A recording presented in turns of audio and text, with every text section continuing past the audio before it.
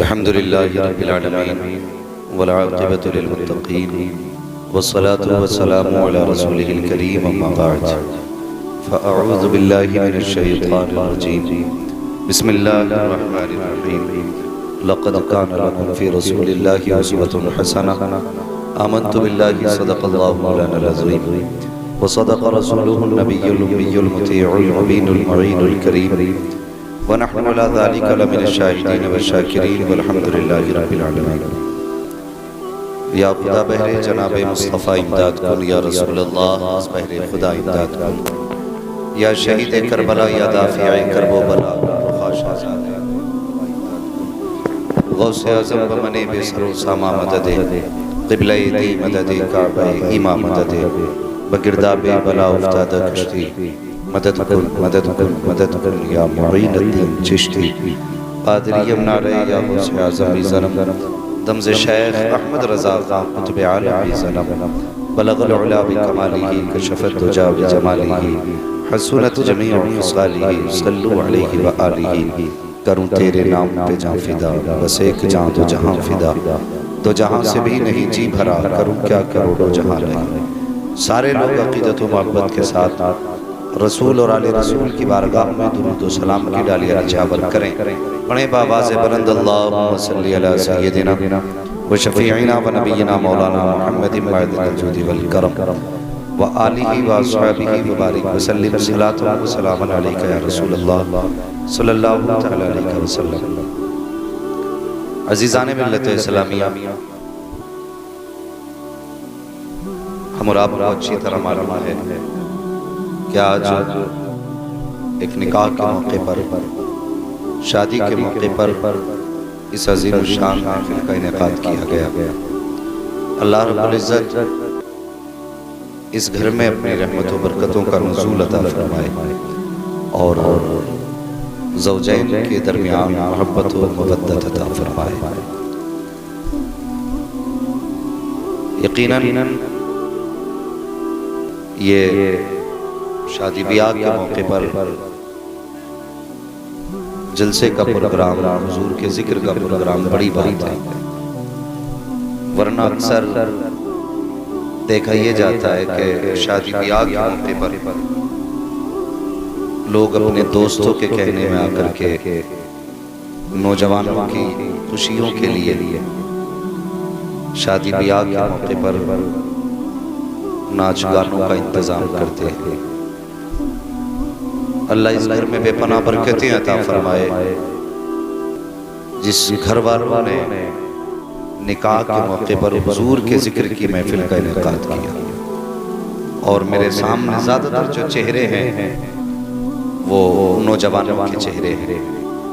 اکثر نوجوان ہیں، بہت لمبی تقریر نہیں کرنی ہے اس لیے کہ وقت بہت زیادہ ہو چکا ہے۔ تھوڑی دیر کچھ گفتگو آپ سے کرنی ہے، اور کوشش یہ رہے گی کہ اس گفتگو کو آپ کانوں کے ساتھ ساتھ دل کے اندر بھی اتارنے کی کوشش کریں۔ نوجوان زندگی 4 دن کی ہے،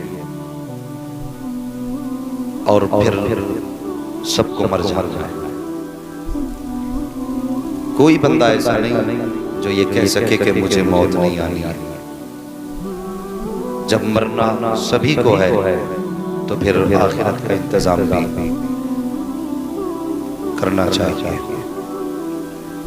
مثال کے طور پہ آپ سمجھیں، ہم میں سے اکثر لوگ جب اپنے گھروں سے نکلتے ہیں تو اپنے سفر کا پورا انتظام کرتے ہیں۔ جتنی ضرورتیں ہماری زندگی میں سفر میں ہو سکتی ہیں، ہم سارا سامان لے کے نکلتے ہیں۔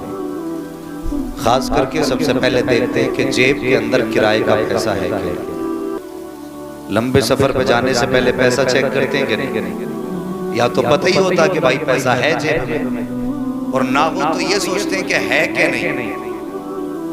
ذرا دماغ لگا کے ایک بات بتائیں کہ کسی کی جیب میں اگر ایک ہی نوٹ ہو اور اس نوٹ پہ بھی اصلی اور نقلی ہونے کا شک ہو کہ یار یہ کچھ کہیں کہ اصلی ہے، کوئی کہے نقلی ہے، تو عقل مند آدمی اس نوٹ کے سہارے سفر کرے گا، فوراً کہے گا بھائی اصلی ہو سکتا ہے نقلی بھی ہو سکتا ہے، اسے رکھ لو، وہ دو جس میں کسی کو شک نہ ہو۔ پتا چلا گاڑی میں بیٹھے اور سرسما دوراہے پر جا کے اس نے کہا یہ نوٹ تو نہیں چلے گا، اتار دیا اس نے کوہروا موڑ پہ، پھر کیا کرنا ہے؟ پھر یا تو کسی بائک والے کو ہاتھ دو گے یا پھر گاڑی میں چڑھو گے تو پھر جہاں وہ ٹکٹ اور کرائے کا معاملہ ہوگا وہ وہاں اتار دے گا۔ کہنے کا مطلب یہ ہے کہ ہر زندگی کا ہر انسان اتنی فکر اور عقل رکھتا ہے کہ ہمیں سفر کرنا ہے تو اصلی پیسے لے کے سفر کرنا تاکہ سفر میں دقت نہ آئے۔ جب ہم اتنا خیال رکھتے ہیں کہ سفر میں دقت نہ آئے تو پھر مرنے کے بعد کبھی بندہ خیال رکھے کہ قبر میں دقت نہ آئے۔ یہ بھی خیال رہنا چاہیے کہ قبر میں دقت نہ آئے، ورنہ خیال کرو وہ ایک جگہ کہیں پہ ناچ چل رہا تھا، ڈانس ہو رہا تھا اور کوئی تار پار تھا نیچے، تو وہ ناچتے ناچتے اس کا پیر ننگے تار پہ لڑکے گا گیا، اور جب کرنٹ لگے تو پھر آدمی کی کیا کنڈیشن ہوتی ہے، وہ کانپنے لگ جاتا ہے۔ تو لوگوں نے سمجھا شاید یہ ڈانس کا کوئی اسٹیپ ہوگا جو یہ اتنی تیزی کے ساتھ ہل رہا ہے، لیکن تھوڑی دیر کے بعد جب جناب زمین پہ آئے ٹھنڈے ہو گئے تو پتہ چلا بجلی نے پکڑ لیا تھا۔ مجھے ایک بات بتائیے، اس حال میں اگر موت آ گئی جب ہم گناہوں کے اندر ڈوبے ہوئے ہوں تو پھر قیامت میں اپنے رب کو کون سا چہرہ دکھائے گا؟ اگر اس حال میں ہم مر گئے کہ ہم گناہ کے اندر ملوث تھے تو پھر قبر میں مصطفیٰ کا سامنا کیسے کریں؟ میں ان لوگوں کو دعوت فکر دیتا ہوں جو یہ کہتے نہیں جی یہ میلاد اور جلسے تو میت میں ہونے کی چیزیں ہیں، شادی پہ تو گانے بجانے نہ ہو تو گھروں میں ایسا لگتا ہے جیسے کہ گھر میں میت پڑی ہے۔ شرم آنی چاہیے، جو نکاح ہے یہ مصطفیٰ جان رحمت کا صدقہ، ہاں یہ حضور کا صدقہ ہے، ورنہ کبھی حقیقت سمجھئے نکاح کی۔ جس لڑکی نے تمہیں کبھی زندگی میں دیکھا نہیں، جس کو تم نے کبھی نہیں دیکھا اور جو تمہیں نہیں جانتی، جسے تم نہیں جانتے، لیکن بتاؤ تو صحیح تم بارات لے کر کے گئے، تم نے صحرا پہنا، اس کے گھر دولہا بن کر کے گئے، تم نے 3 مرتبہ قبول قبول کہا، اور اتنا کہنے کے بعد وہ تمہارے بستر پہ آ کے بیٹھ گئی۔ وہ لڑکی جس نے کبھی تمہیں نہیں دیکھا تھا، جس کو تم نے نہیں دیکھا تھا، آخر وہ کون سا جملہ ہے جس نے تمہارے بستر پہ بیٹھنے پر مجبور کر دیا ہے؟ اللہ اکبر، جس دن سے تمہارے گھر میں آئی ہے تو نے کہا اٹھ تو اٹھنے لگی، تو نے کہا بیٹھ تو بیٹھنے لگی، تو نے کہا تجھے چلنا ہے تو چلنے لگی، تو نے کہا تجھے سونا ہے تو سونے لگی۔ مجھے بتا تو صحیح تو نے کون سی قربانی اس کے لیے دی ہے جس نے اتنی فرما برداری کی کہ تیرے اشارے پہ چلتی رکھی، تیرے اشارے پہ بولتی رکھی، تیرے اشارے پہ کھاتی رکھی، تیرے اشارے پہ پیتی رکھی۔ مجھے بتا تو صحیح تیرے پاس کون سی پاور تھی جس نے عورت کو اتنا تابع کر دیا؟ کون سی طاقت تھی جس نے فرما بردار بنا دیا؟ او خدا کی قسم چیلنج کے ساتھ کہتا ہوں، اگر مصطفیٰ کی سنت نکاح نہ ہوتا تو تیری اوقات نہ تھی کسی کی بیٹی کو آنکھ اٹھا کے دیکھ لیتا، کسی کی بیٹی کو ہاتھ لگا دیتا۔ یہ میرے مصطفیٰ کے فرمان کا صدقہ ہے، انہوں نے نکاح کو مشروع کیا ہے، یہ اس کی برکتیں ہے کہ جس نے کبھی تجھے نہیں دیکھا وہ سب کچھ مان بیٹھی ہے، جس نے کبھی نہ جانا تیرے اشاروں پہ چل رہی ہے۔ آج جو یہ گھروں میں بہاریں ہیں یہ تیرے دم سے نہیں ہے، اگر بہاریں ہیں تو مصطفیٰ جان رحمت کے کرم سے بہار ہے۔ نعرہ تکبیر، نعرہ رسالت، علماء اہل سنت، مسلک اعلی حضرت علامہ مفتی حماد صاحب قبلہ، نعرہ تکبیر، نعرہ رسالت۔ اللہ اکبر، یہ حضور کی سنت نکاح۔ تیرا کلیجہ نہیں پھٹتا جب تو کہتا ناچ نہ ہو تو گھر میں میت نظر آتی ہے۔ او خدا کے بندے زندگی ایسی گزار کے جا، کم سے کم تجھے خدا خوشیاں دے، تب بھی نبی کا ذکر کر، غم آئے تب بھی نبی کا ذکر کیا کرو، آفتیں ہوں تب بھی نبی کا ذکر کیا کرو، تاکہ جب مر کے قبر میں پہنچو تو مصطفیٰ مسکرا کے کہہ دیں فرشتوں سونے دو۔ یہ وہ ہے جو زمانے سے لڑ کے میرا ذکر کی محفل سجاتا رہا، یہ وہ ہے جس نے دنیا کی باتوں کی فکر نہ کی، میرے ذکر کی محفلیں منعقد کی تھی۔ خدا کی قسم اگر حضور نے اتنا کہہ دیا تو یہاں آنا بھی کامیاب ہے اور مر کے یہاں سے جانا بھی کامیاب ہو جائے. لیکن شرط ہے، ڈاکٹر اقبال نے کہا تھا کی محمد سے وفا تو نے تو ہم تیرے، یہ جہاں چیز ہے کیا لوح و قلم تیرے ہیں. اب بھی ایسے ماحول میں جب دنیا ہمارے حضور کے خلاف بھونک رہی ہے اور جوان اپنی گانوں میں ڈوب رہا ہے، ایسی جوانی پہ لعنت یار جو حضور کے کام نہ آ سکے، ایسی زندگی پہ لعنت جو حضور کو بھول کے گزاری جائے. ہماری زندگی کا معمول تو میرے امام نے یہ دیا، زمین و زمان تمہارے لیے، مکین و مقام تمہارے لیے، چنین و چنا تمہارے لیے، بنے دو جہاں تمہارے لیے، دہن میں زبان تمہارے لیے، بدن میں غیجان تمہارے لیے، ہم آئے یہاں تمہارے لیے، اٹھے بھی وہاں تمہارے. سبحان اللہ سبحان اللہ، زندہ باد. آج زندگی دیکھو، شرم آنی چاہیے. اب بھی کئی جگہوں پہ کئی گاؤں سے گزرنا کبھی کبھی ہوتا ہے تو لگتا نہیں مسلمان کا گھر ہے. صبح ہوتی گانے بجنے لگ جاتے ہیں. تجھے گانے دیے گئے تھے، تجھے رب نے قرآن دیا تھا. کیا ہی اچھا ہوتا، فجر کا وقت ہوتا، گھر کے بچے بچے مصلی پہ ہوتے اور نماز سے فارغ ہوتے. خدا کی قسم جو فجر میں فرشتے آتے ہیں نا، وہ جا کے کہتے مالک کے گھر ایسا بھی ہے زمین پہ جس قرآن کو کربلا والوں نے بچا کے دکھایا، اسی قرآن کو گلڑیا والوں نے پڑھ کے دکھایا. سبحان اللہ. یہ دور بھی دیکھا. لیکن آج فرشتے جب جاتے ہیں جا کے رب سے کہتے مالک تیری زمین پہ گئے، ہمیں گانوں کی آواز تو آئی لیکن قرآن کے ترانوں کی آوازیں نہیں آئی. آج کہتے گھروں میں برکت نہیں ہے. برکتیں آئے کہاں سے؟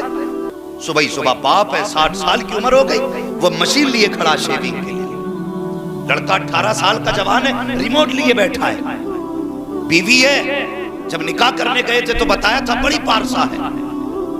رشتے کی بات آئی تھی کہ کسی نے ننگے سر دیکھا ہی نہیں، اور جس دن سے گھر میں آئی ہے اس نے ٹی وی کے علاوہ قرآن کھول کے دیکھا ہی نہیں. اور سوچ سمجھ کے رشتے کرنا. بہت ساری بیٹیوں کی زندگیاں برباد ہو رہی ہیں. ہاں حافظ صاحب اگر جاؤ رشتے کرنے کے لیے، ویسے جوانوں کی کمی نہیں، اور جب رشتے کی نیت سے نکلو تو ایسا لگتا دنیا میں نوجوان ہے ہی نہیں. اس لیے کہ ایک دماغ ڈھونڈنے میں جوتیاں گھس جاتی ہیں.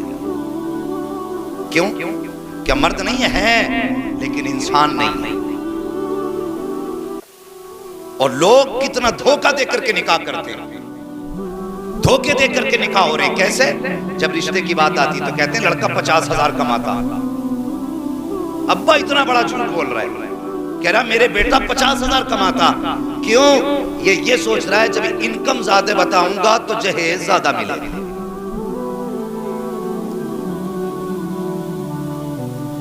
یہ مزاج ہے. لیکن ہم نے جب یہ کہا نا 50 کماتا، پھر اسی گھر میں 2 مہینے بعد پنچایت چلتی ہے. پھر بیٹھنے جاؤ تو ابا کہتا مولانا لڑکے کو سمجھاؤ، پورے محلے کا بچہ کما رہا ہے، یہ گھر میں ٹھلوا پڑا ہے. بھائی ابھی نکاح سے پہلے 50,000 کما رہا تھا، اب 2 مہینے بعد بزنس میں آگ لگ گئی. خدا کے واسطے جھوٹ بول کر کے لوگوں کے ذہن خراب نہ کریں. اگر تیری انکم 5,000 ہے تو 5 بتا، 10 ہے تو 10 بتا. رہ گئی بات تیرے گھر کی برکت کی تو وہ تیرے جھوٹ پہ موقوف نہیں ہے، تیری مکاری پہ نہیں ہے. اگر جھوٹ بولے گا تب جہیز ملے گا، دھوکہ دے گا تو جب جہیز ملے گا. رب تو یہ کہتا ہے تو اگر پتھر کے اندر بھی چلا جا تو روزی تیری تدبیر سے نہیں میری تقدیر سے ملتی ہے. جتنا تو چاہے گا اتنا نہیں دیا جائے گا، بلکہ جتنا میں چاہوں گا اتنا دیا جائے گا. تو کیوں دھوکے دے رہے ہیں؟ سبحان اللہ. زندہ باد. آج بیٹی والوں سے میری گزارش ہے، لڑکوں سے اگر کہو نا داڑھی رکھ لو تو پتا کیا کہتے ہیں؟ کہتے ہیں مولانا داڑھی رکھ دو لیں، لیکن پھر شادی میں دقت آتی ہے. یہ کہتے ہیں نا اکثر لوگ شادی میں، بات سمجھ میں آ رہی ہے؟ کیا کہتے ہیں؟ شادی میں دقت آتی ہے. ہاں واقعی آتی ہے اور آنی چاہیے. اس کی وجہ میں بتا رہا ہوں. کیوں بھائی؟ سنیں حضرت، شادی میں جو چہرے کی داڑھی ہے اس سے دقت کیا آتی ہے کہ صاحب کوئی رشتہ کرنا نہیں چاہتا. ایک بات کان کھول کے سنیں، ہم اپنی ماں کو بھیجتے ہیں لڑکی دیکھنے کے لیے، اپنی بہن کو بھیجتے ہیں لڑکی دیکھنے کے لیے، اپنے گھر والوں کو بھیجتے ہیں. جو اصول ہے آپ نے بھیجا وہ دیکھنے گئی تو انہوں نے کیا دیکھا؟ ظاہر چہرہ کیسا ہے، آنکھ کیسی ہے، ناک کیسی ہے. کیا کوئی کسی کے کردار میں اتر کے دیکھتا ہے کہ اندر دل میں کیا چل رہا ہے؟ یا کوئی پتہ لگا سکتا ہے دیکھ کے؟ نہیں نا. آپ دیکھ کے پتہ لگا بیٹے بیٹھ یا اٹھ کے چلے جاؤ. پتہ لگا سکتا ہے کوئی خالی دیکھ کر کے پہلی ملاقات میں کہ اس کا عمل کیسا؟ کوئی نہیں پتہ لگا سکتا. تو سنو اب میری بات کان کھول کے سننا. ظاہر تو ماں نے دیکھا, چہرہ بہن نے دیکھا, آنکھوں کا رنگ روغن ماں بہنوں نے دیکھا, لیکن چہرے پہ داڑھی سجا. اگر تیرے چہرے پہ داڑھی ہوگی تو تیرے گھر میں آنے سے وہی انکار کرے گی جو بد اخلاق ہوگی, بد کردار ہوگی, جو بد عمل ہوگی. اگر چہرے پہ داڑھی ہوگی تو تیرے گھر میں صرف وہی آئے گی جو کنیز فاطمہ ہوگی, مصطفیٰ سے پیار کرنے والی ہوگی. ہاں داڑھی رکھنے کے بعد شادی میں دقت آتی ہے, اس لیے نہیں کہ لڑکیاں پسند نہیں کرتی, بلکہ اس لیے آتی ہے کہ اگر چہرے پہ داڑھی ہوگی تو تیرے گھر کے اندر ناچنے والی نہیں آئے گی, گھر تیرا ہوگا پڑھنے والی قرآن آ جائے. نعرہ تکبیر, نعرہ رسالت, علماء اہل سنت, مسلک اعلی حضرت علامہ مفتی حماد صاحب قبلہ, نعرہ تکبیر, نعرہ رسالت. اگر چاہتے ہو بیویاں اچھی ملیں تو داڑھی رکھ لو چہروں پہ. دعوے کے ساتھ کہتا ہوں, دعوے کے ساتھ. پھر خدا کی قسم اگر بیوی پارس آتی ہے تو گھر میں نچنیے اور یہ بھاڑ کرنے والے پیدا نہیں ہوتے. گود تیری بیوی کی ہوتی ہے, آنے والا غلام غوث ہوتا ہے. یہ یاد رکھنا. آج جو کہتے ہیں نا مولانا, آج کوئی تعویذ دے دو, للہ جوتا لے کے کھڑا تھا منہ پہ. میں کہتا ہوں تعویذ نہ لے, مڑ کے زندگی دیکھ تو نے کہاں گزاری ہے, اس کی پرورش کیسے کی گئی, تیری بیوی نے اسے پالا کیسے تھا. آج کتنے بچے جب روتے ہیں نا تو مائیں موبائل بجا کے ہاتھ میں دے دیتی, موبائل بجا کے. کیوں دے دیا؟ بچہ ہے ابھی, کیا ہوتا ہے؟ ہم مسلمان اتنی پیچھے رہ گئے, اتنے پیچھے رہ گئے کہ ہماری سوچ یہ ہے کہ بچہ جب تک 14 سال کا نہ ہو وہ ناسمجھ رہتا ہے. اتنی گھٹیا سوچ ہماری. لیکن سنیں, جس دن بچہ ماں کے شکم میں آ جاتا ہے اسی دن سے بچے کی پرورش شروع ہو جاتی ہے. یہ تو سوچ نہیں مت جب یہ 14 سال کا ہوگا تب عقل آئے گی. بچے نے باپ کے منہ پہ تھپڑ مارا, ماں نے دیکھ کے کہا کوئی بات نہیں, جب بڑا ہوگا تو سمجھ جائے گا. جب اس نے باپ کے کان میں اٹھے کہا بھی چھوٹا ہے, سمجھ آئے گی تو یہ عزت کرنے لگے گا. نہیں, یہ عزت ایسے نہیں ہوتی ہے. تم نے تاجدار بغداد کی کہانی نہیں سنی. اللہ اکبر, ماں استاد کے پاس لے کے گئی, کہا جا کر کہ حضرت جی میرے بچے کو پڑھائیے. آپ نے استاد نے بسم اللہ پڑھائی. بسم اللہ کے بعد سرکار غوث پاک نے جب پڑھنا شروع کیا تو جانتے ہو 14 پارے پڑھ ڈالے تھے. جب 14 پارے پڑھ ڈالے استاد نے کہا تھا بیٹے جہاں یہ 14 پارے یاد کیے ہیں باقی کے 16 پارے بھی وہیں پہ یاد کر لیتے. مدرسہ بدلنے کی ضرورت کیا پیش آ گئی. اللہ اکبر, وقت کے غوث العظم نے کہا تھا استاد محترم بات یہ ہے کہ میں نے جس مکتب میں یہ 14 پارے حفظ کیے تھے وہیں پہ صرف 14 پارے پڑھائے گئے ہیں اور اتنے ہی پڑھے جاتے ہیں. کہا بیٹے میں سمجھا نہیں. کہا حضرت جی جب میں ماں کے شکم کے اندر تھا میری ماں کو قرآن کے 14 پارے یاد تھے, میں نے اس کی زبان سے سن کے 14 پارے ماں کے شکم میں یاد کیے تھے. اور مجھے بتا تو سکی اگر غوث العظم 14 پارے ماں کے شکم میں یاد کرتے ہیں تو تیرا بیٹا بستر پہ لیٹنے کے بعد گانے سن کر کے ناچنے والا کیوں نہیں بن سکتا؟ پرورش ہم نے غلط کی بچوں کی. آج فرق کس پہ نہیں پڑتا. کہتے میرا بیٹا دیکھو, سمجھاؤ تھوڑا سا دین کی طرف آئے. دین کی طرف ایسے نہیں جاتے, دین کی طرف بچپن سے لے جایا جاتا بچوں کو. اور یاد رکھو جن کے چہروں پہ داڑیاں ہیں, جو کرتا پجامے سے محبت کرتے ہیں, یقیناً ان کی ماں کی پرورش اچھی رہی ہے. لکھوا لو مجھ سے. اور جو کہتے نہیں ہمیں یہ ملاؤں والے لباس سمجھ میں نہیں آتے, تو سمجھ لینا باپ نے حرام کے لقمے کھلائے ہوں گے اور ماں نے مصطفیٰ کا دین سیکھا ہی نہیں. کان کھول کے یہ بات سننا, اگر چاہتے ہو نسلیں اچھی ہوں تو بچوں کو گودیں اچھی دے دو. نکاح کرنے سے پہلے جوانوں حسن کے پیچھے نہ جانا, دولت کے پیچھے نہ جانا. یہ تو ایک کیس میں نکلواتے تھے یہ لڑکیاں, جتنا جہیز ہے نا ایک ایپلیکیشن میں صاف ہو جاتا ہے. ہاں ایک ایپلیکیشن رہ گئی بات حسن کی, ایک بیماری شکل بگاڑ دیتی ہے. اگر تلاش کرنا نا تو نیک کردار تلاش کرنا. یہ وہ ہے جسے نہ بیماری چھٹا سکتی ہے نہ کیس چھٹا سکتا ہے. خدا کی قسم اگر پارسا عورت تیرے گھر میں آئے گی تو قسم خدا کی ضرورت نہیں ہے تعویذ کی، اگر وہ قرآن پڑھ کے آئی ہے، فجر کی اذان ہوگی، مصلی بچھائے گی اور ہاتھ اٹھا کے رب سے جب روزی کا سوال کرے گی، اللہ اتنا دے گا تیری 7 پشتوں کے گزارے ہو جائے گا۔ ہاں لیکن ہر بندہ جو ہے نا حسن کے پیچھے پڑا ہے، دولت کے پیچھے پڑا ہے۔ خدا کے واسطے نکاح آسان کرو اور یہ تماشے نہ بناؤ نکاحوں کے، جہیز کو لے کر کے زندگیاں برباد نہ کرو۔ حضور کی زندگی دیکھو، ہر جوان کہتا ہے مجھے حضور سے پیار ہے، ان کی زندگی دیکھو۔ میرے حضور کی عمر شریف کتنی تھی جب پہلا نکاح کیا؟ کتنی عمر تھی حضور کی جب پہلا نکاح کیا؟ بظاہری عمر بتاؤ۔ حافظ جی تم نہیں بولو گے بھائی، باقی بولیں جو جوان اسکول میں پڑھتے ہیں، جنہیں ناز ہے کہ مجھے میتھ میں میرے اتنے % نمبر آئے، انگلش میں اتنے آئے، وہ بتائیں حضور کی کتنی سال عمر تھی؟ اللہ سلامت رکھے جوانوں، کبھی تو مولویوں کے پاس چلے جایا کرو، کبھی تو پڑھے لکھوں سے دعا سلام کر لیا کرو۔ حضور نے پہلا نکاح کیا تو 25 سال عمر میرے حضور کی تھی۔ کتنی؟ بولیں کتنی؟ مہمان لوگ تو یہ سوچ رہے ہیں ہم تو کھانا کھانے آئے تھے، جلسہ سننے تو آئے نہیں تھے۔ اب جب بستر نہ دیے، کرسی بچھا دی تو مجبوری ہے بیٹھنے۔ کتنی عمر تھی؟ بولو بھائی پیچھے والے تم بولو کتنی؟ اللہ سلامت رکھے اور زور سے کتنی؟ 25 سال عمر تھی۔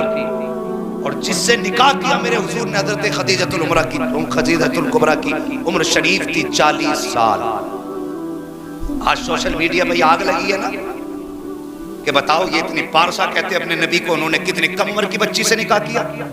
اور کتو کبھی دیکھو میرے حضور نے پہلا نکاح 40 سال کی بیوہ سے کیا، 40 سال کی بیوہ سے۔ جو تم کہتے ہو اگر تمہارا خیال درست ہوتا تو 25 سال میں میرے حضور 11 سال کی لڑکی سے نکاح کرتے۔ اور اگلی بات بتاؤں، 40 سال کی بیوہ سے نکاح کیا اور 25 سال ساتھ گزارے، دوسرا نکاح نہیں کیا۔ 25 سال تک دوسرا نکاح نہیں کیا، جتنے دن تک خدیجۃ الکبریٰ زندہ رہی میرے حضور نے دوسرا نکاح، بولیں دوسرا نکاح نہیں کیا۔ اور نکاح کی بھی حالت دیکھیے، اللہ اکبر، اس وقت میرے حضور کی جوانی کا ایک تو مائی بہت اچھا، وہ بھی ٹو ٹو پو پو ہو رہی ہے۔ درود شریف پڑھیے صلی اللہ علیہ نبی الامی والہ صلی اللہ تعالی علیہ وسلم، صلاۃ و سلام علیک یا رسول اللہ صلی اللہ تعالی علیہ وسلم۔ میرے حضور کی عمر شریف کتنی تھی؟ سارے بولیں پھر سے، یاد ہے نا سبق کتنی؟ اللہ سلامت رکھے بیٹے کتنی تھی؟ ہاں اللہ تیرے ماں باپ کو سلامت رکھے، تیری نسلوں میں برکتیں کرے۔ ہاں 25 سال عمر شریف تھی تو اس وقت میں حضرت خدیجۃ الکبریٰ، جن کو ملکہ عرب کہا جاتا تھا، اتنی امیر تھی کہ ان کو ملکہ عرب کہا جاتا تھا، کئی بار کی بیوہ تھی۔ آخرکار جو بھی نکاح کرنے کا خواہش کرتا تھا وہ آپ کی دولت کی وجہ سے کرتا تھا۔ انہوں نے عہد کر لیا مجھے نکاح کرنا ہی نہیں۔ ادھر میرے حضور کی عمر شریف 25 سال کا، امیر اتنی تھی کہ بے شمار امیر، سب سے بڑی تاجرہ تھی مکہ کی۔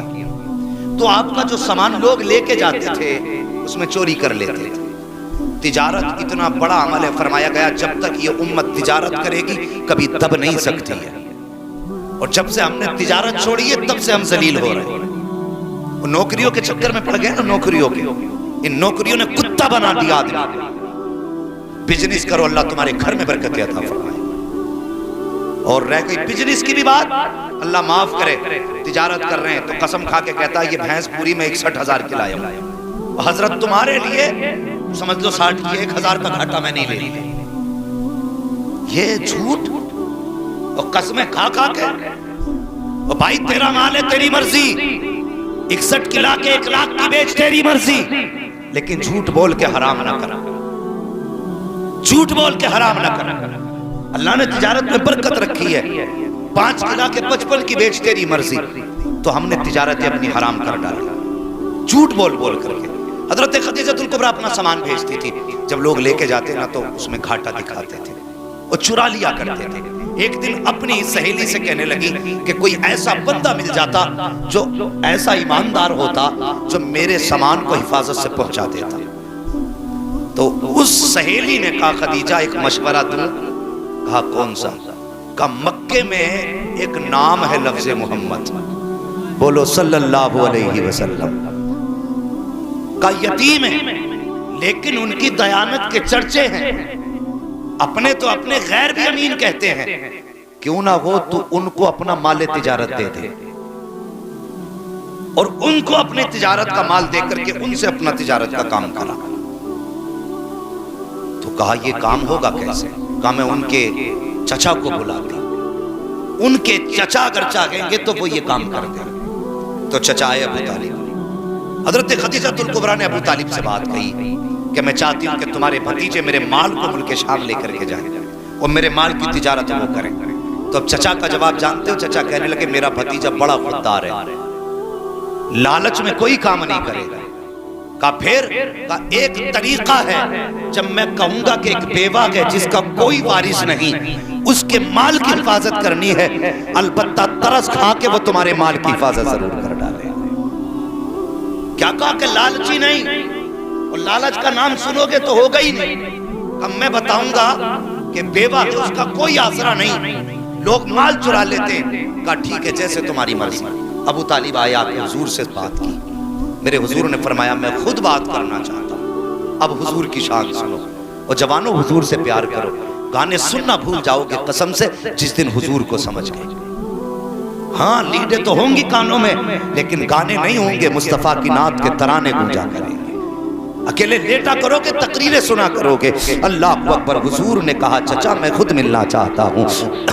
جناب ابو طالب نے خدیجہ سے کہا میرا بھتیجا کل ملنے آئے گا۔ اللہ اکبر، لیکن یاد رکھنا وہ پردے کی حالت میں ملے گا، بے پردہ سامنے مت آ جانا۔ اس وقت خدیجہ الکبریٰ کے اپنے تقوی کا عالم یہ تھا، جس دور میں لوگ ننگے ہو کر کعبے میں طواف کرتے تھے، کپڑے اتار کر مرد عورت طواف کیا کرتے تھے، اس دور میں خدیجہ الکبریٰ کی پارسائی کا عالم یہ تھا، کسی نے خدیجہ الکبریٰ کا چہرہ نہیں دیکھا تھا، یہ خدیجہ الکبریٰ کی پارسائی تھی، کسی نے ننگے سر خدیجہ الکبریٰ کو نہیں دیکھا تھا، یہ ان کے گھر کی پاکیزگی تھی کہ میرا بھتیجا آئے گا۔ اللہ اکبر۔ خدیجہ الکبریٰ کہتی ہیں کہ میں نے کہا ٹھیک ہے بھیج دیجئے۔ حضور تشریف لائے، میرے دروازے پہ پردہ پڑا ہوا تھا، جیسی پردے کے پیچھے حضور آئے ہیں، وہ کہتی میرا رخ دیوار کی طرف تھا، اور کہتی کہ جیسی دروازے پہ حضور آئے ہیں میں نے کیا دیکھا، حضور کے چہرے کی روشنی پردہ پار کر کے میرے مکان کے دیوار پہ پڑنے لگ جاتی ہے۔ میں سوچنے لگی یا اللہ، سورج بھی اس طرف سے نکل رہا ہے، روشنی ادھر سے آ رہی ہے، پھر یہ روشنی کس چیز کی ہے، یہ چاندنی کدھر سے پھوٹی ہے؟ کہتی میں نے مڑ کے دیکھا تو کیا دیکھتی ہوں، کوئی نور والا چہرہ تھا جو پردے کے اس پار تھا، روشنی میرے گھر کو منور کرتی جا رہی ہے۔ یہ میرے حضور کا حسن تھا۔ فرماتی پردے کے اندر سے بات ہوئی، حضور نے کہا ٹھیک ہے میں آپ کا مال لے جانے کے لیے تیار ہوں۔ وقت ہو گیا، ساری چیزیں مقرر ہو گئی۔ تھکے تو نہیں ہو بھائی؟ ابھی کم سے کم سر ہی ہلا دو، آپ پڑھے لکھے نہیں ہیں تو تھکے تو نہیں ہیں؟ اللہ سلامت رکھے۔ جنہوں نے ہاتھ اٹھائے وہ سمجھ گئے اب سوال علم کا آ گیا، اب قابلیت کو چیلنج ہے۔ خیر کوئی بات نہیں، جب بات بولنے کہی جائے کرے تو بول دیا کرے۔ تھکے تو نہیں ابھی؟ اللہ سلامت رکھے۔ سن بیٹے، تمہاری نسلیں آباد ہوں اور جوانیاں آئیں اور سہرے پہنو، باپ کی آنکھیں بھی ٹھنڈی ہوں، ماں کی آنکھیں بھی ٹھنڈی ہوں۔ یہ چھوٹی نعمت نہیں، بہت بڑی نعمت ہے، ورنہ ہم نے تو لوگوں کے شادی سے 2 دن پہلے بھی جنازے اٹھتے دیکھے۔ نصیب والے ہیں جن کے جنازے ماں باپ کی آنکھوں کو ٹھنڈا کرتے۔ میری دعا ہے اللہ ہر جوان کو جوانی عطا کرے اور عمر اتنی دے کہ وہ سہرے بھی پہنے، ماں باپ کی آنکھیں بھی ٹھنڈی ہوں۔ سنیں، بات مقرر ہو گئی تو حضرت خدیجہ الکبریٰ نے اپنے خادم کو بلایا اور بلا کے کہنے لگی میسرہ ایک کام کر، اس بار میرے مال کو لے کر کے محمد جانے والے ہیں، اب تک تو مال کا مالک بن کے جاتا تھا، اس بار مال کا مالک بن کے نہیں جائے گا، تو محمد کا نوکر بن کے جائے گا۔ اور فرمایا سن، اب تک میری سواری پہ تو بیٹھ کے جاتا تھا، لیکن آج میری سواری ان کے حوالے کر دینا اور تجھے نوکر والی سواری پہ بیٹھ کے جانا ہے۔ تو پھر وہ کہنے لگے مجھے کام کیا ہے؟ فرمانے لگی تجارت کے کام پہ نظر نہیں رکھنی ہے، تجھے محمد کی ایک ادا پہ نظر رکھنی ہے، اور ان کے اندر عیب تلاش کر کے لانے عیب ہے. سنیں ان کے بدن میں برائیاں دیکھنا کتنی ہیں، ان کے کردار کو دیکھنا، ان کے کیریکٹر کو دیکھنا. اللہ اکبر. اگلا دن آیا جب سواری کے لیے قافلہ تیار ہوا اور مسافروں کا قافلہ جانے لگا، مال تجارت بھی جانے لگا. حضور سب سے اعلیٰ نسل کے اونٹ پہ بیٹھائے گئے ہیں. اب میسرہ جو مالک بن کے جاتے تھے آج خادم بن کے جا رہے ہیں. جب اعلیٰ نسل کے گھوڑے پہ حضور کو بیٹھے دیکھا ہے، اب ابو جہل کے پیٹ میں درد ہونے لگ جاتا ہے. وہ سوچتا ہے کہ ان کو یہ سواری کیوں دی گئی ہے، ان کو یہ سواری کس لیے دی گئی. اللہ اکبر. جب یہ بات اس نے کہی کہ میسرہ بتا تو سہی ان کو یہ سواری کس لیے، کہ آج یہ مالک بن کے جا رہے ہیں. اللہ اکبر. حسد کی وجہ سے پیٹ میں درد اٹھا. ابو جہل، ابو لہب، عتبہ، شیبہ، بڑے بڑے سب یہ سردار قافلے میں تھے. جب اونٹ سواریاں چلنے لگی، حضور کی سواری بھی آگے بڑھ رہی تھی. قافلہ چلتا رہا چلتا رہا. چلتے چلتے قافلے میں ایک اونٹ بڑا کمزور تھا، زمین پہ بیٹھ جاتا ہے. مال کا لدا اونٹ تھا. سارے لوگوں نے اٹھانے کی کوشش کی لیکن اونٹ نہیں اٹھا. ابو جہل کہتا لائیے ہم اٹھائیں گے. ایک زمانے سے اونٹ پالتے آئے ہیں، خاندان سے ہم اونٹ پالنے والے لوگ ہیں، ہمارے تو بڑے بڑے اچھے نسل کے اونٹ رہے ہیں، میں اٹھاؤں گا. وہ بھی آیا، اونٹ نہیں اٹھا. اب غلام میسرہ کہتا ہے کہ اگر اجازت ہو تو میں اسے بلا لاؤں جس کے اشارے سے اونٹ اٹھ جائے گا. کہا کس کی بات کرتا ہے؟ کہا بس اجازت تو دو. وہ دوڑ کر کے گیا، میرے حضور سے جا کے کہنے لگا جناب چلیے تو صحیح. ایک اونٹ بیٹھ گیا ہے، اٹھنے کا نام نہیں لیتا ہے. جب میرے حضور چل کر کے آئے ہیں، ابو جہل نے کہا لگایا کہ یہ جوان کیا اٹھائے گا، اس کا تجربہ ہی کیا ہے، یہ کیا جانوروں کے بارے میں جانے. لیکن اسے پتا نہیں تھا آج کون اٹھانے کے لیے آ گیا ہے. اللہ اکبر. میرے مصطفیٰ آئے ہیں، سب کی آنکھیں دیکھ رہی تھی. میرے نبی نے آنے کے بعد آواز نہیں دی تھی، ایڑی نہیں ماری تھی، لکڑی سے نہیں مارا تھا. مصطفیٰ نے آنے کے بعد اونٹ کے سر پہ ہاتھ رکھا تھا، ادھر ہاتھ کا لگنا تھا، اونٹ اٹھ کے کھڑا ہو جاتا ہے. اور جب رفتار اس نے لی ہے اتنی تیزی سے چل رہا تھا کہ ساری سواریاں پیچھے تھی، بیمار اونٹ آگے جا رہا تھا. تبھی تو بریلی سے آواز آتی ہے جن کے تلووں کا دھوبر ہے آب حیات ہے وہ جانے مسیحا ہمارا. نعرہ تکبیر، نعرہ رسالت، علماء اہل سنت مسلک اعلیٰ حضرت علامہ مفتی حماد صاحب قبلہ. نعرہ تکبیر، نعرہ رسالت. اللہ اکبر. یہ میرے حضور کی شان ہے، یہ میرے حضور کی عظمت ہے. اگر حضور ہاتھ لگا دیں تو بیماروں میں شفا مل جاتی ہے. اگر حضور ہاتھ لگا دیں خدا کی قسم کمزور طاقتور ہو جاتے. وہ بتا نبی کا ہاتھ لگ جائے تو جانور طاقتور ہو جاتا ہے، نبی کی دعا لگ جائے تو امتی طاقتور نہیں ہو سکتا. مگر سچ یہ ہے اندر سے کھوکھلے ہیں. اندر سے نوجوانوں یہ تمہاری عمر ہے موبائل چلانے کی نہیں، پڑھنے کی عمر ہے. میری بات یاد رکھنا، اگر آج موبائل چلاؤ گے تو کل کٹورے ہاتھ میں لے کے بھیک مانگو گے. یہ میں ذمہ داری کے ساتھ کہہ کے جا رہا ہوں، کیونکہ آنے والا دور وہ بھی نہیں ہے تم مزدوریاں کر لو. اب تو گنا لگانے کی مشین، آلو لگانے کی مشین، دھان لگانے کی مشین، گیہوں لگانے کی مشین. کل روٹی کے لیے ترس جاؤ گے، روٹی کے لیے. اگر نہیں پڑے تو کوئی تمہیں مزدوری کے لیے بھی نہیں رکھے. آج اپنی زندگی کے ساتھ کم سے کم انصاف کرو. اور یہ موقع زندگی سب کو نہیں دیتی. میں نے ایسے لوگوں کو روتے دیکھا ہے جن کے حالات پڑھائی کے نہ تھے لیکن شوق تھا پڑھنے کا. اور ایسے ماں باپ کو بھی روتے دیکھا جن کو ماں باپ پڑھانا چاہتے تھے، اولاد نے پڑھ کے نہیں دیا. اس لیے میری گزارش ہے موبائل ایک طرف اٹھا کے پھینک دو. کل جب قابل ہوگے تو موبائل کی اوقات کیا ہے، کمپیوٹر تمہاری ٹھوکروں میں پڑے نظر آئے. اس لیے پڑھو اور اپنی زندگی کو موبائل کے بٹنوں میں برباد نہ کرو. اللہ اکبر. پورا سفر طے ہوا بڑی تیزی کے ساتھ، پورا سفر طے ہو گیا، قافلہ آ بھی گیا چلا بھی گیا. اور جانتے ہو جب حضور گئے نا بازار میں تو میسرہ نے نا، لوگ جو پوچھتے تھے نا کیا ریٹ ہے تو وہ کم کر کے بتاتے تھے. لوگ پھر بھی دیکھتے تھے چلے جاتے تھے. لیکن اس بار دکان حضور نے کھولی، حضور نے دکان کھولی. کوئی آ کے پوچھتا ریٹ، حضور اپنی مرضی سے قیمت بتاتے. تو جو ساتھ والے تھے کہتے چلا لو کہ دکان. مگر خدا کی قسم دکان چلانے والا امینہ کا لال تھا، جو آتا تھا خالی جاتا ہی نہیں تھا. کہتا تھا یار قیمت کچھ بھی ہے، باتیں بڑی پیاری لگ رہی ہیں. سودا لے کے ہی جاتا تھا. سب سے پہلے مال بیچا اور ہر بار سے زیادہ دوگنا منافع اللہ نے عطا فرمایا۔ جب آئے دگنا منافع لے کر کے حضرت خدیجہ الکبریٰ چھت پہ اپنی سہیلی کے ساتھ خود فرماتی ہے میں انتظار میں تھی قافلہ آنے والا، میں نے ادھر دیکھا جدھر سے قافلہ آ رہا تھا، فرماتی قافلے میں کسی کی صورت صاف نظر نہیں آ رہی تھی، لیکن میرے محبوب کی صورت کلومیٹر نہیں میلوں کے فاصلے سے چاند سے زیادہ روشن نظر آ رہی تھی۔ یہ کتے کیا جانے جو میرے حضور کے بارے میں بولتے ہیں، یہ جانتے ہی کیا میرے حضور کے بارے میں، زلف دیکھی ہے کہ نظروں نے گھٹا دیکھی ہے، لٹ گیا جس نے محمد کی ادا دیکھی، انہیں کیا پتا میرے آقا کی شان کیا ہے، یہ تو بھونکتے ہیں۔ اور میں جانتا ہوں جس نے حضور کے خلاف بھونکا نہ وہ زبان سلامت رہی ہے نہ وہ جسم سلامت رہا ہے۔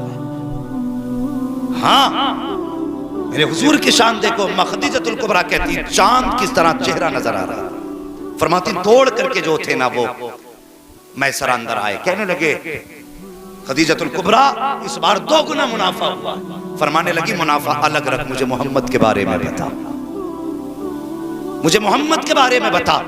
کہنے لگے سنو نا، ہر بار ہم سب سے بعد میں بیچ کے آتے تھے، اس بار سب سے پہلے بیچ کے فارغ ہوئے، سب سے زیادہ منافع لے کر کے آئے ہیں، آپ فرماتی کوئی کمی دیکھی ہو تو بتا۔ اللہ اکبر، اتنا سنا نا میسرہ جھنجھلا گئے، کہنے لگے کس کے اندر کمیوں کی بات کرتی ہو؟ کہا محمد کی کمی دیکھی ہو تو بتا۔ کہتے ہیں خدا کی قسم میں نے دیکھا انہیں، جب وہ چلتے تھے دھوپ میں تو بادل سایہ کرتا تھا، اگر سوکھے درخت کے نیچے بیٹھ جاتے تھے تو وہ ہرا ہو جایا کرتا تھا۔ خدیجہ الکبریٰ کہتی ہے کمی بتا، کمی کیا تھی؟ کہا کمی میں نے نہیں دیکھی، لیکن اتنا دیکھا ہے کہ اگر سورج ادھر ہے درخت ادھر ہے، اگر حضور ادھر بیٹھتے تھے تو درخت کا سایہ گھوم کے ادھر آ جایا کرتا تھا۔ کہا کمی بتا، کہا کمی نہیں دیکھی، میں نے پورے سفر میں ان کے بدن پر مکھی بیٹھتے ہوئے نہیں دیکھی، بلکہ شان تو یہ تھی جس گلی سے گزر جاتے تھے وہ گلیاں خوشبو سے مہک جایا کرتی تھی۔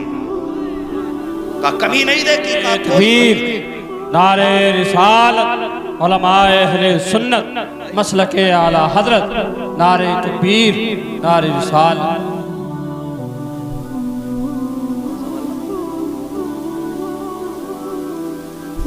سنیں، اچھا جی سنیں، اللہ سلامت رکھے۔ تو پھر آپ کے ذہن میں خیال آیا کہ میں نکاح کروں گا، جس کے دل میں یہ خیال تھا مجھے نکاح ہی نہیں کرنا، پھر انہوں نے فیصلہ کیا اب مجھے نکاح کرنا ہے۔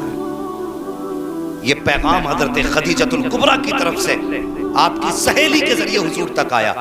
تو میرے حضور کی شرافت دیکھو جوانوں، آج تم کہتے تھے ابا کون ہوتے ہیں رشتہ کرنے والے، رشتہ تو ہم کریں گے، تو یہ جو کہتے تھے سنیں، حضور کے پاس جب رشتے کا پیغام آیا میرے حضور نے فرمایا مجھے یہ فیصلہ نہیں کرنا، یہ فیصلے کے لیے میرے گھر میں میرے بڑے لوگ موجود ہیں۔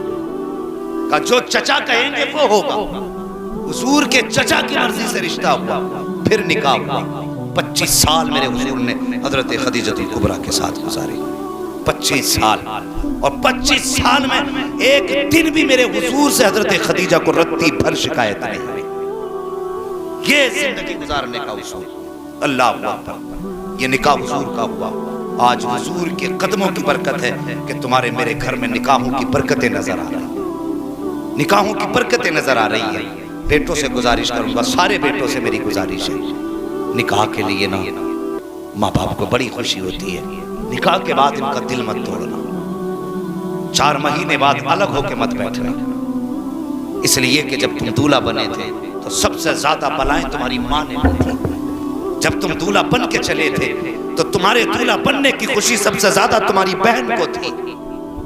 جب تمہارے سر پہ صحرا تھا تو بہن تمہارے صحرے پہ کھڑے ہو کر کے نظریں اتار رہی تھی۔ آج مجھے پتا وہ بہن بیگانی کیسے ہو گئی۔ آج اس بہن کو آنکھیں نکال کے کیوں دیکھتے ہو؟ کیا اس نے تیرے صحرے کی خوشیاں نہیں کی تھی؟ کیا ماں نے نکلتے نکلتے تجھے دعائیں نہیں دی تھی؟ کیا باپ تیری شادی میں اتنا خوش نہیں تھا کہ اس کے پیر زمین پہ نہیں تھے؟ جب وہ اتنا خوش تھا آج اتنا بیگانہ کیوں ہو گیا کہ وہ تیرے جہیز کے لائے ہوئے بیڈ پہ بیٹھ نہیں سکتا؟ تیرے صوفے پہ ایک دن باپ نہیں بیٹھ سکتا؟ یہ تیرا باپ ہے، باپ شریک نہیں، جس کے بارے میں میرے نبی نے کہا یہ تیرے مال کا بھی مالک ہے، تیری جان کا بھی مالک ہے۔ آج اس میں اتنے کانٹے ہو گئے، نکاح کے بعد باپ بھی کچھ نہیں، ماں بھی کچھ نہیں، جو کچھ ہے بیوی ہے۔ یاد رکھو، جو بیویوں کی غلامی کیا کرتے ہیں وہ دنیا کے تلوے چاٹا کرتے ہیں، اور جو ماں باپ کی غلامی کیا کرتے ہیں وہ سارے زمانے پہ حکومتیں کیا کرتے ہیں۔ وہ ماں باپ جیسی دولتیں نصیبوں سے ملا کرتی ہیں، نصیبوں سے ماں باپ جیسی دولت ملتی ہے۔ خدا کے واسطے اگر خدا سہرے کی دولت بخشے تو ماں باپ کی خوشی والا دن نہ بھولنا، بیوی کے کہنے نہ کہ انہیں کتا نہ کہنا، انہیں جانور نہ کہنا، اس لیے کہ تو جس کے آنگن میں آ کے بیٹھی ہے یہ تیرے باپ کی خریدی ہوئی جائیداد نہیں ہے، یہ انہی ماں باپ کی 18 سال کی کمائی ہوئی دولت ہے۔ سوچنا چاہیے، اور اپنی بیٹیوں کو جا کے ہم سمجھائیں کہ بیٹی کسی کا دل نہ توڑنا۔ اور بھائیوں سے میری گزارش ہے، ماں باپ کے انتقال کے بعد سب سے پہلے جو لاوارث ہوتی ہیں وہ بہنیں ہوتی ہیں۔ سمجھ رہے ہیں میری بات؟ سب سے پہلے لاوارث بہنیں ہوتی ہیں۔ باپ انتقال کر جائے تو بہنوں کو لاوارث نہیں کرنا، اس کے انتقال کے بعد کبھی بہنیں دروازے پہ آئیں، بیوی سے کہہ دینا تجھے میری بہن سے بات کرنی ہے تو کرنا، نہ کرنی ہے مت کر، لیکن میری بہن کی اور میرے بیچ میں مداخلت کرنے کا تجھے ادھیکار نہیں ہے، اس لیے کہ تو اب آئی ہے جب میں کمانے کی عمر میں ہوں، اور اس نے مجھے تب سے پالا ہے جب یہ میری ناک صاف کرتی تھی۔ ہر بھائی کو بہن کی قربانی یاد رکھنی چاہیے۔ ہم نے بہنوں کو ماں بن کے بھائیوں کو پالتے دیکھا ہے، ماں بن کے، اس لیے کہ ماں جب کام میں ہوتی ہے، آج بھی بہنیں چھوٹے بھائیوں کو سینے سے لگا کے کبھی چوراہوں پہ لے کے گھومتی ہیں، کبھی مارکیٹ میں جاتی ہیں، کبھی درخت کے نیچے، اور یار کبھی گرمی پڑتی ہو شدت کی تو دیکھنا بہنوں کو جب گود میں چھوٹے بھائی ہوتے ہیں تو بھائی کے ماتھے پہ بہن کو پسینہ گوارا نہیں ہوتا ہے، بہن پسینہ ٹپکتا ہے اس کے ماتھے سے، لیکن آنچل کی ہوا بہن دے رہی ہے، دوپٹے سے پسینہ بہن صاف کر رہی ہے۔ آج تجھے حیا نہیں آتی، بہن کو تو نے لاوارث کیا ہے۔ کل ذرا یاد کر اس کی زندگی کو، کل جب تو پردیس سے آیا کرتا تھا تو سب تیرے جیب کی طرف دوڑا کرتے تھے، لیکن بہن تیرے کپڑوں کی طرف جاتی تھی، کہتی تھی بھائی کتنے گندے کپڑے ہیں، لا انہیں دھونا میرا حق ہے، تیرے کپڑے میں صاف کروں گی۔ سب سے پہلے بغیر کہے جو تیرے کپڑے صاف کیا کرتی تھی وہ تیری بہن ہوتی تھی، تیرے کہے بغیر جو کھانا لگاتی تھی وہ تیری بہن ہوتی تھی، جس نے آدھی رات اٹھ کر کے تجھے کھانا بنا کے کھلایا وہ تیری بہن کی ذات تھی، جو تیرے آنے کے انتظار میں آدھی رات بیٹھی رہی وہ تیری بہن کی ذات تھی۔ جب تو پیدا نہ ہوا تو سجدے میں جس نے مانگا وہ تیری بہن تھی، تو پیدا ہوا تیری پیدائش کی خوشی جس نے زیادہ منائی ہے وہ بہن کی ذات ہے، جس نے تیرے دولہا بننے کے خواب دیکھے ہیں وہ تیری بہن کی ذات ہے، جس نے تیری نظریں اتاری ہیں وہ تیری بہن کی ذات ہے، اور جس نے تجھے دولہا بنا کر کے مبارکباد سب سے پہلے دی ہے وہ تیری بہن کی ذات ہے۔ ساری دنیا کا پیار ایک پلے میں رکھو پھر بھی بہن کے پیار کے برابر ہو نہیں سکتا۔ نعرہ تکبیر، نعرہ رسالت، علماء اہل سنت مسلک اعلی حضرت علامہ مفتی حماد صاحب قبلہ، نعرہ تکبیر، نعرہ رسالت۔ بہن بہن ہوتی ہے۔ آج کتنے فون ایسے آتے ہیں، مولانا آپ بڑا اچھا بولتے ہو، آپ کی باتوں میں اثر ہے، میرے بھائی کے پاس ایک فون کر دو آپ۔ کیا بات ہے بہن؟ کہا 6 سال ہو گئے میرا بھائی بلانے نہیں آیا، جس دن سے باپ گئے ہیں میں کہیں چھوٹ گیا، اور لعنت ہے ایسی جائیداد پہ جو بہنوں کو رلا کے ان پہ سانپ بن کے بیٹھا جائے۔ ہمارے ذہن میں یہ رہتا ہے نا بہنیں آئیں گی تو خرچ ہوگا، دسترخوان میں کمی آئے گی۔ خدا کی قسم بہنیں آتی ہیں نا خالی نہیں آتی ہیں، خدا کی رحمتیں ساتھ لے کے آیا کرتی ہیں۔ ہاں خدا کی رحمتیں ساتھ لے کے آتی ہیں۔ اور باپوں سے بھی میری گزارش ہے جب جائیداد بانٹا کرو نا تو مکان میں جب 4 کمروں میں 3 کمرے بیٹے کو دے کے جانا تو ایک کمرہ بیٹی کو بھی دے کے جانا، تاکہ کل اپنا حق بتا کے آ سکے میں تمہارے کمرے میں نہیں آئی، اپنے باپ کے دیے ہوئے جائیداد کے حصے میں آئی۔ پھر وہ شرم نہیں آئے گی، پھر بھابھیوں میں ہمت نہیں جو دھکا دے کے نکال سکے۔ کم سے کم بہن کو ایک کمرہ ضرور دے کے جانا تاکہ کل بہن آئے تو اس کا سر شرم سے نہ جھکے۔ اور کتنی بہنوں کو بھائیوں نے دھکے دے کے گھروں سے نکالا۔ ہاں لاک ڈاؤن گزرا، کتنی بہنیں بیوہ تھی، بچے بھوک کی کگار پہ آ گئے، کہا بھائی امیر ہے چلو اس سے کچھ ناز لے لیں، تو بھابھیوں نے دروازے سے دھکا دے کے کہا جا چلی جا، تیرا باپ کما کے نہیں رکھ کے گیا تھا جو یہاں لینے چلی آئی، او غیرت کر، خدا کی قسم تجھ پہ اس کا احسان ہو سکتا ہے اور تیرا اس بچی پہ احسان نہیں ہے، اس لیے کہ تو اس کی جائیداد کھا رہی ہے، وہ تیری جائیداد نہیں کھا رہی۔ قیامت کے دن ہر باپ سے پوچھا جائے گا بتا بیٹی کے حصے میں سے کتنا دے کے آیا ہے۔ یہ یاد رکھنا، مولوی ہو، ملا ہو، مستری ہو، انجینئر ہو، سب سے پوچھا جائے گا جب میں نے 1/3 تیری بیٹی کا حصہ رکھا تھا تو بیٹوں کو دگنا تھا، بیٹی کو 1 گنا تھا تو بیٹی کا کھا کے حج کر کے کیا کرنے آیا؟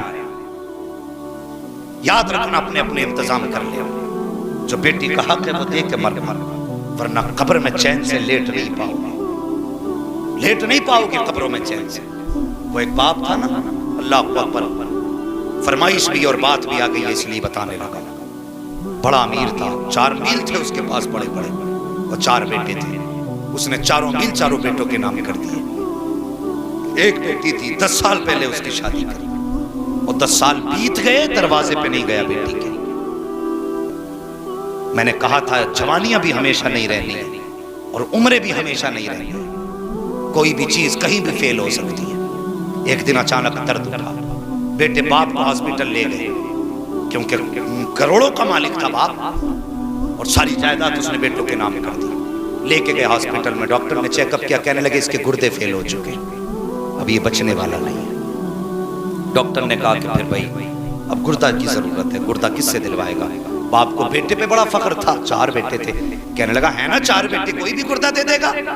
بڑے بیٹے کو بلا کے کہنے لگا میں نے تجھ پہ لاکھوں روپے لگائی، بیٹے میں کچھ جینا چاہتا ہوں، 1 گردہ دے دے۔ جب اتنی بات بیٹے سے کہی نا، بیٹا کہنے لگا تمہاری تو زندگی گزر گئی، ہماری برباد کرنا چلے، میں گردہ نہیں دے سکتا۔ اس دن باپ کو تکلیف ہوئی، اس نے سب سے بڑی غلطی کون سی کی؟ ہاں 4 بیٹوں نے گردہ دینے سے انکار کر دیا، وہ کہنے لگا میں نے جوانی تم پہ لٹا دی، جائیداد تمہارے نام کر دی، 1 گردہ نہیں دے سکتے؟ کہا گردے کی کوئی قیمت نہیں، یہ نہیں دیا جائے گا۔ اللہ اکبر، باپ کو جب بیٹوں نے جواب دے دیا، باپ نے ڈاکٹر سے کہا یار مجھے واپس ہاسپٹل کے اندر ہی لے چل، میرا علاج کر، زندگی ہوگی بچ جاؤں گا، نہیں ہوگی مر جاؤں گا۔ اب بیٹوں کے سامنے بیٹھنے کی ہمت نہیں ہے، ڈاکٹر اندر لے کے چلا گیا، بیٹے باپ کو چھوڑ کے ہاسپٹل آ گئے تو خاندان میں خبر پھیل گئی کہ باپ کے گردے خراب ہو گئے ہیں، بیٹوں نے گردہ دینے سے انکار کر دیا۔ بات کوئی رکا نہیں کرتی ہے، پھیلتے پھیلتے بیٹی کے کانوں تک پہنچ گئی کہ میرے باپ کی طبیعت زیادہ خراب ہے، بھائیوں نے گردہ دینے سے انکار کیا ہے، اور یار وہ بیٹی تھی برداشت نہ کر سکی، دودھ پیتا بچہ گود میں تھا، سینے سے لگا کر کے ہاسپٹل آ گئی، ڈاکٹر سے آ کے کہتی ڈاکٹر جلدی کر، فلاں نام کا مریض تیرے اسپتال میں ہے۔ کہاں ہاں ہے؟ کہا جلدی کر میرا گردہ نکال اور اس کے ڈال دے۔ کہا کس لیے؟ کہا اگر دیر ہو گئی تو وہ مر جائے گا۔ اللہ اکبر، ڈاکٹر کہنے لگا بتا تو صحیح تو کون ہے، کہاں کی رہنے والی ہے؟ کہا ڈاکٹر یہ نہ پوچھ، جلدی کر اور میرا گردہ نکال کے فلاں مریض کے ڈال دے۔ اللہ اکبر، بچی کے کہنے پر بچی کا گردہ نکالا گیا اور اس ڈاکٹر نے اس مریض کے ڈالا۔ جب بچی واپس جانے لگی ہے تو واپس جاتے جاتے ڈاکٹر کہنے لگا بیٹی بتا تو صحیح تیرا نام کیا ہے؟ کہا ڈاکٹر نام کا کیا کرے گا؟ کہا اگر مریض نے مجھ سے پوچھ لیا کہ مجھے گردہ کس نے دیا ہے تو کس کا نام بتاؤں گا؟ اس نے کہا میں نام تو نہیں بتا سکتی، البتہ کاغذ قلم دے دے، میں خط لکھنا چاہتی ہوں۔ اللہ اکبر، بیٹی بیٹی ہوتی ہے، اس نے کاغذ قلم لیا ہے، خط لکھا، طے بنائی، ڈاکٹر کے حوالے کر کے کہا لے ڈاکٹر اگر میرے بارے میں مریض پوچھے تو کچھ نہ بتانا، یہ خط اس کے حوالے کر دینا۔ اللہ اکبر، ڈاکٹر نے بچی کے کہنے پر خط سنبھال کے رکھا۔ جب باپ ٹھیک ہوا، باہر نکلنے لگا تو کہنے لگا یار سب سے پہلے مجھے ڈاکٹر کے پاس لے کے چلو۔ کہا کس لیے؟ کہا مجھے ڈاکٹر کا شکریہ ادا کرنا ہے کہ میرے بیٹوں نے گردہ دینے سے انکار کر دیا، نہ جانے ڈاکٹر نے میری زندگی کیسے بچائی ہے، اس لیے شکریہ اس کا ادا کیا جائے گا۔ جیسے ہی یہ سیٹ نکلا کہ ہاسپٹل کے دروازے پہ 4 بیٹے گاڑیاں لیے کھڑے تھے، ابا ٹھیک ہو گئے ہیں، باقی کی جائیداد بھی ہمیں مل جائے گی۔ باپ نے کہا ان کی صورتوں کو دیکھنا نہیں چاہتا ہوں، دور کرو میری نظروں سے، میں ڈاکٹر کے پاس جا رہا ہوں۔ جیسے وہ ڈاکٹر کے پاس گیا، کہنے لگا یار تیرا شکریہ ہے۔ کہا کس بات کا شکریہ؟ کہا تو نے میری زندگی بچا لی ہے۔ ڈاکٹر کہنے لگا یار شکریہ میرا ادا نہ کر۔ کہا پھر کس کا کروں؟ کہا شکریہ ادا کرنا ہے تو اس لڑکی کا ادا کر جو تجھے گردہ گردہ دے کر کے گئی ہے۔ کہا کون بھی وہ، کس نے گردہ دیا ہے؟ جب اتنی بات اس نے کہی ہے تو وہ کہتا مجھے نام تو نہیں بتایا۔ کہا پھر پتہ بتا۔ کہا پتہ بھی نہیں بتایا۔ کہا پھر تلاش کیسے کروں گا؟ ڈاکٹر کہتا یاد آیا وہ مجھے خط دے کے گئی تھی۔ کہا جلدی کر خط نکال۔ ڈاکٹر نے دراز کھولی، خط نکالا، مریض کے حوالے کر دیا۔ جیسی اس نے خط کھول کے پڑھا ہے، وہ یار کھڑا تھا زمین پہ بیٹھ جاتا ہے، چیخ مار کے رونے لگ جاتا ہے۔ ڈاکٹر کہتا بتا تو صحیح رونے کی وجہ کیا ہے؟ اس نے کہا ڈاکٹر تو نہیں جانتا ہے،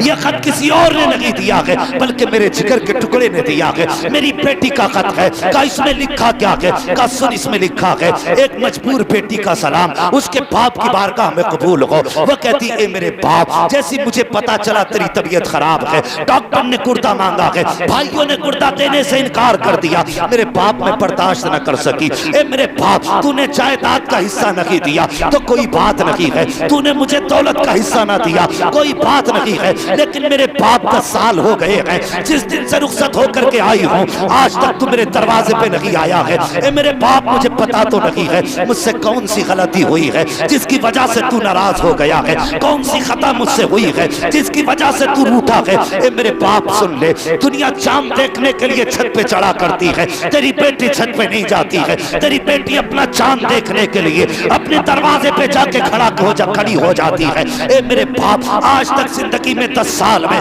20 عید آ کے چلی گئی ہے، لیکن تیری بیٹی نے آج تک عید نہیں منائی ہے، ہر شام یہی سوچ کے سوتی رہی شاید اس عید کو میرا باپ آتا ہوگا، اس عید کو میرا باپ آتا ہوگا، لیکن 10 سال بیت گئے۔ اے میرے باپ مجھے پتا نہیں ہے کہ تو میرے دروازے پہ کس لیے آیا ہے کس لیے نہیں آیا، لیکن میرے باپ تیری بیٹی صرف اتنا کہنا چاہتی ہے۔ اے میرے باپ جب مجھے پتا چلا تیری طبیعت خراب ہے، بھائیوں نے گردہ دینے سے انکار کیا، اے میرے باپ میں تجھے گردہ دے کر کے جا رہی ہوں، میں نے تجھ پہ احسان نہیں کیا ہے، تو نے 18 سال سینے سے لگا کے پال لیا تھا، میرے باپ تیرا احسان وہی کافی ہے۔ اگر تو نے جائیداد نہ دی تو کوئی بات نہیں، میل کا حصہ نہ دیا کوئی بات نہیں، 18 سال تو نے لقمے کھلا کے پالا تھا، اے میرے باپ وہی احسان کافی ہے، اندھیرے اجالے کما کے کھلایا تھا وہی احسان کافی ہے، یہ تو گردے کی بات ہے۔ اے باپ اگر جان بھی مانگے گا تیری بیٹی ہنستے ہنستے دے دے گی، وہ کہتی میرے باپ میں تجھے گردہ تو دے کے جا رہی ہوں لیکن کوئی احسان نہیں کیا ہے،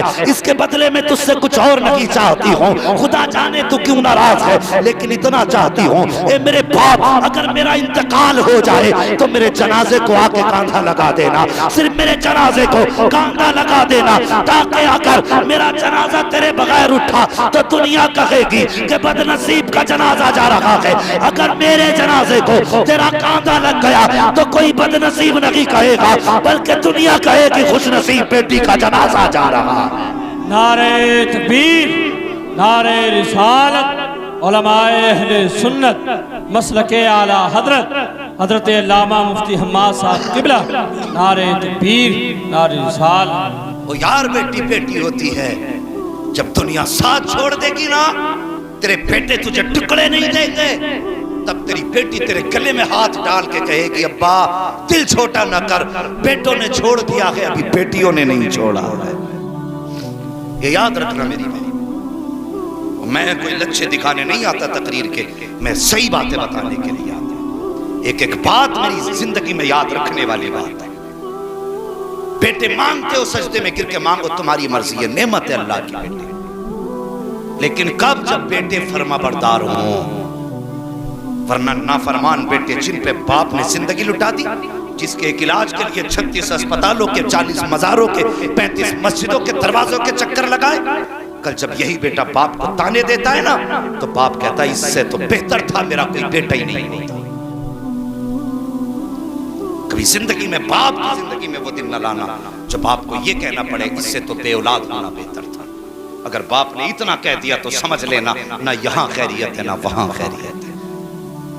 اگر دنیا اور آخرت بہتر کرنا چاہتے ہو نکاح کرو، شادیاں کرو، لیکن گزارش ہے پارسا اور نیک لڑکیوں سے شادیاں کرو تاکہ تمہارے گھر میں آئیں تو تمہاری زندگی میں بھی بہاریں آئیں، تمہارے باپ کی زندگی میں بھی بہاریں آئیں، تمہارا گھر جہنم کا ٹکڑا نہیں جنت کا حصہ نظر آنا چاہیے۔